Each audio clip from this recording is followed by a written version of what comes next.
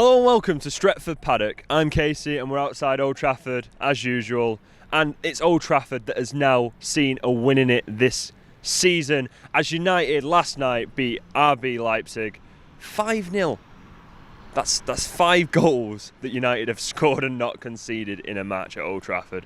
Like, if you asked me before the game, did I think we were going to win? I would have said I'm hopeful, but I wouldn't have said we're going to batter the team that's top of the German league 5-0. It was a great game, obviously. Marcus Rashford getting his hat-trick. Martial getting his season off the start with a goal. And, of course, Mason Greenwood opening his account for the season as well with a goal at the start of the game. Some people would have said maybe it's offside. I'm going to go that that's Champions League standards compared to Premier League standards using VAR.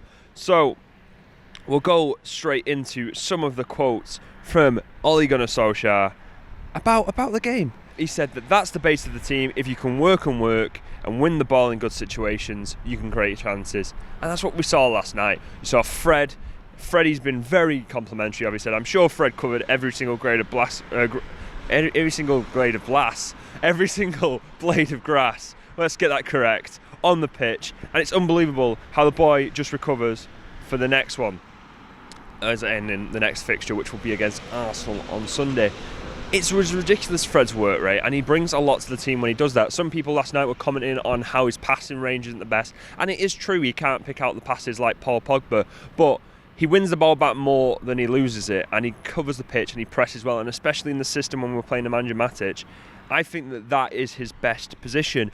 And again, when we talk about work rate, we can't miss out Paul Pogba. There's many times in the past I've seen the quality of Paul Pogba, but I'd say that was one of the first games in a long time I've seen the work rate of Paul Pogba, where I have known his quality has been clear across the entire 90 minutes, and there's been no question about where he's headed the game. I mean, obviously some people will say, well, you've seen the game against City, but like a couple of seasons ago where he scored 2 and got us back into it. But I'd like to say is, people remember the second half of that game, but where was Paul Pogba in the first half? But you couldn't have given him that criticism last night, as he was fantastic, and it really showed that given the trust and given the time on the pitch and given the players around him, he can really shine. And that's a big thing to comment on last night. The formation, the difference. Some people have been saying, what are all his tactics? Famous phrase, just vibes, no tactics, as Joe Smith said famously on the watch along last night, but has been said multiple times before. And Solskjaer commented on this. He said, the squad is good, and of course it gives us options now. We have possibilities to play 4-3-3, the diamond, 4-2-3-1, and 4-3-1-2. It's execution in the principles, and it's the work rate which is key here.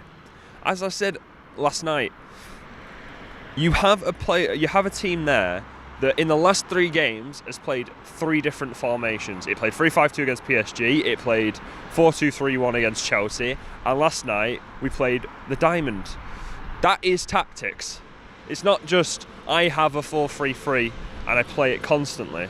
It's, we have a team here, and we're going to line up the best players to get the best out of them against teams. And the thing is the diamond worked well last night because obviously the pressing format, that every player was able to pass around the press, and it worked fantastically, especially when Marcus Rashford came off. Just a couple of statistics for Marcus Rashford. Marcus Rashford is only the second player to score a hat-trick off the bench for United, and the first player in a sort of everything comes around, goes around sort of situation. The first player to do that was, of course, his manager, Ole Gunnar Solskjaer, back in 1999 against Nottingham Forest. So, Marcus Rashford, that's his first hat-trick in all of football, and he's the only second player to do it coming off the bench. He came on and he was fantastic. Every single chance he got, he put in the net. And it was just fantastic to see. And the thing is Marcus Rashford has shown, and this is Solskjaer's quote, I think Marcus has shown he can keep focused on what's important on and off the pitch. And that is the thing with Marcus Rashford. I think that Marcus Rashford is fantastic. I think everyone thinks Marcus Rashford is fantastic. And the thing is that he's shown that those people, those small group of people who said, I don't think he should be doing this, I think he should be focusing on his football. Just do both, doesn't he? He just calls out half of the government, gets a load of restaurants to say they'll give kids free meals, and then just goes and bangs in a hat-trick against German champions.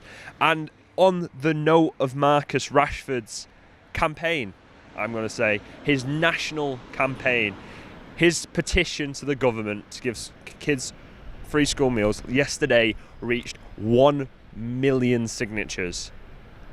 And I'm just going to say it now. Sir Dr. Marcus Rashford, I don't see how you can't give it to him.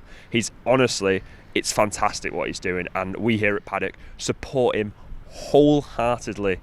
And obviously, you've seen last night, we have the shirts that we're selling on the store. Part of the proceeds from that will be given to Marcus Rashford's campaign. So if you haven't already got one, make sure you pick one up. We're going to give the profits. Link will be in the description for that.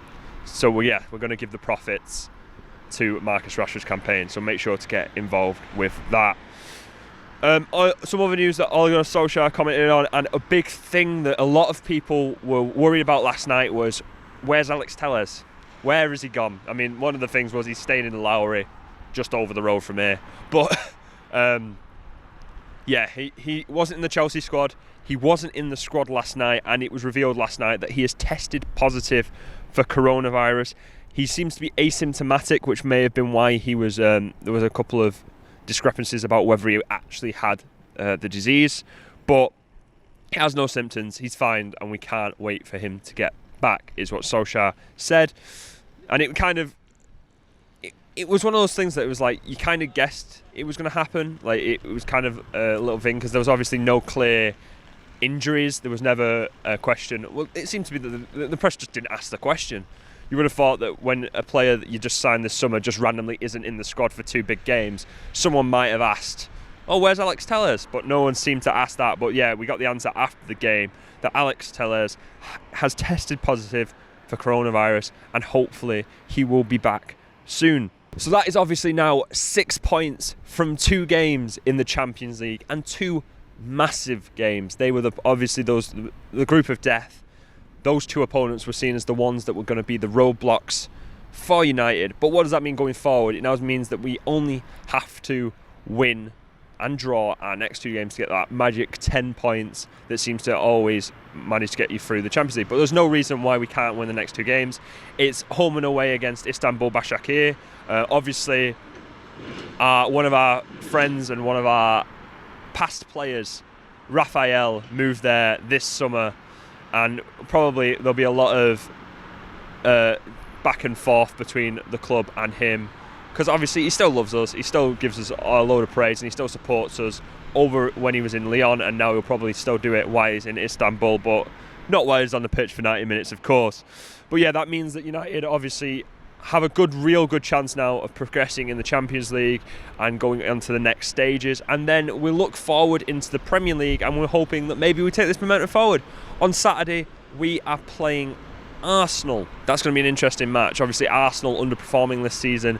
The Mikel Arteta revolution, as it seems to have been named, has currently stalled. Hopefully won't get restarted against United, but it's going to be interesting to see. And actually, I was going to say some players that will be important in that game that I think have played really well and deserve a shout out are both Victor Lindelof and Harry Maguire.